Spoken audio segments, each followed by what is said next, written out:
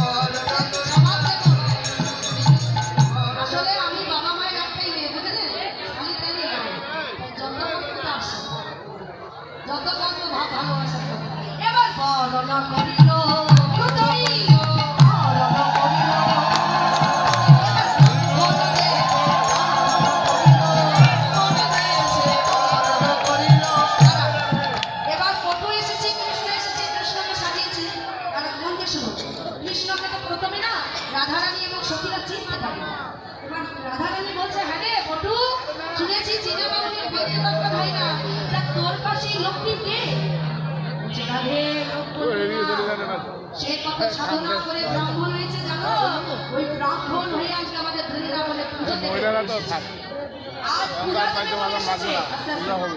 রাধারানী বলছে, বাবা নতুন ব্রাহ্মণ কত তপস্যা করেছে, তাই ব্রাহ্মণকে একটু বরণ করবো। কি করে বরণ করবো? রাধারানী এখন হাতে কঙ্কাল দিয়ে কৃষ্ণের গায়ে ছিটিয়ে বলছে, নম ব্রাহ্মণ নাই নম, নম ব্রাহ্মণ নাই নম।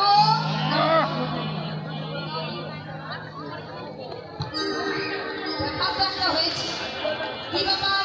ওই যে কৃষ্ণের গায়ে মাটি লাগছিল, যখনই নম ব্রাহ্মণ নাই নম বলে জল দিয়েছে, যেখানে যেখানে জলের ফোঁটা পেয়েছে মাটি উঠে গেছে, কালো বর্ণ হয়ে গেছে। সখীরা এবার হাসাহাসি করছে। হ্যাঁ বলছি কি, আস্তে আস্তে বৃন্দাবনে তো অনেক ব্রাহ্মণ দেখেছি, এর মতো ছিটছিটে ব্রাহ্মণ তো দেখিনি। সারা গায়ে আমার ছিটে ফোঁটা দাগ হয়ে গেল। রাধারানী বলছে, ভালো করে দেখ, দাগগুলো শুধু দাগ নয়, কালো কালো দাগ। বৃন্দাবনে তো কালো একজনের রং। ও বুঝেছি।